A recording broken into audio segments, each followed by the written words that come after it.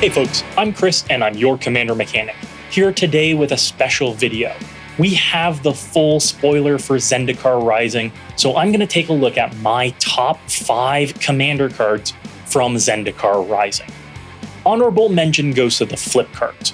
Cards that you can play as a spell or as a land. I see many people saying that these are going to take a land slot in their decks so they can run more options, but I strongly caution against that.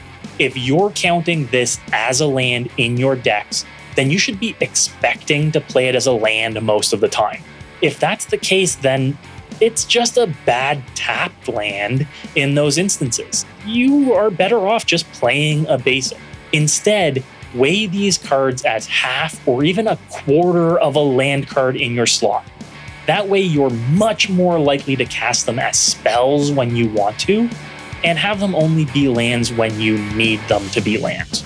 Kicking off our top 5, in the number 5 spot is Redundancy. Everybody should know how I love Redundancy as a strategy in my decks, and in this case we have another member of the Fleshbag Marauder family. It's Demon's Disciple. This one comes in just above Fleshbag Marauder and Merciless Executioner because it can make an opponent sacrifice a Planeswalker. And it comes in just below Plaguecrafter because it has 1 fewer toughness and won't force a discard on an empty board. But if you have any decks that run both Fleshbag Marauder and Merciless Executioner, find room for Demon's Disciple as well.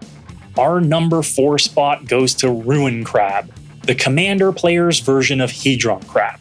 This little buddy mills all opponents on landfall, making it a good mill engine in multiplayer.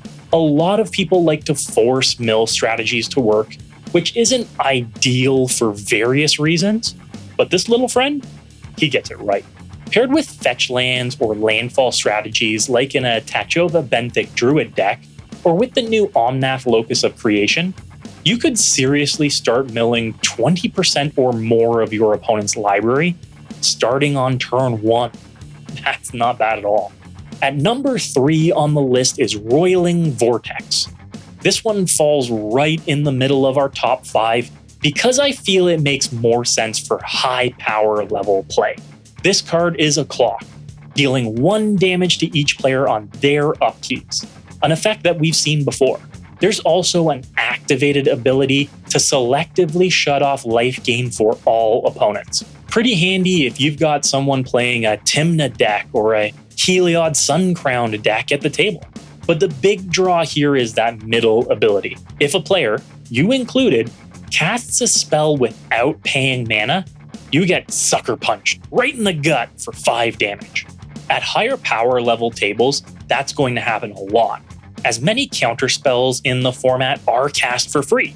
Force of Will, Pact of Negation, and Fierce Guardianship, to name a few. When life is so precious at a high power level, losing 5 to cast a spell makes a lot of players think twice. At number 2 on our list is Omnath, Locus of Creation. This iteration of Omnath is juicy and is, without a doubt, one of the biggest build-around value engines I've seen in some time. Not only is Omnath in colors that don't have a lot of great options, but he draws a card on entry, meaning he works with flicker effects. And his landfall does 3 things. At minimum, every land is going to get you 4 life the first land that you play each turn. Life gain on its own isn't much, but it can reset a clock for you pretty quickly. You really start getting into the meat of the value when you get your 2nd and 3rd landfall each turn. Your 2nd landfall trigger on a turn nets you 4 mana. That's a Lotus Cobra gone crazy. And 2 land a turn is easy. With cards like Exploration, or Rites of Flourishing, or Growth Spiral, or even just a fetch land like Evolving Wilds. 4 mana for doing nothing but playing a land? That's great. And your 3rd landfall each turn really starts to get scary. Say goodbye to most Planeswalkers, and start threatening life totals with 4 damage a turn.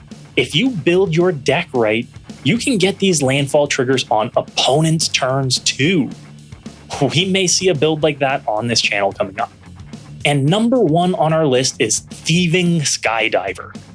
This is a little evasive merfolk for 2 mana, but its kicker is what this card is all about. For just 1 extra mana, an efficient 3 mana, you get a 2/1 flyer and steal your opponent's Soul Ring, or Skull Clamp, or Hangerback Walker. But it gets better. Because that kicker is an X, it scales as you move further along in the game. Stealing your opponent's Ashnod's Altar, or Sword of Fire and Ice, or Grafted Exoskeleton. Stealing combo pieces or equipment is what this creature is all about. Equipments make it all the better, since that steal ability auto-equips. And if Skydiver dies, well, that artifact stays yours. And who doesn't play artifacts in EDH? Overall, I really think that Zendikar Rising looks like a sweet set without pushing things too far for our format. I think that there are a lot of really neat commons and uncommons in this set, and the rares and mythics are more for fitting into the 99 than heading up their own decks.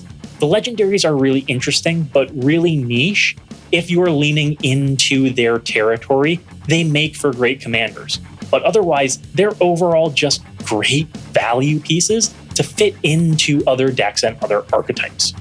Let me know in the comments below what you think of Zendikar Rising as a set for Commander. I'd love to know what cards you are going to be including in some of your decks. Until next time, folks, good luck and have fun.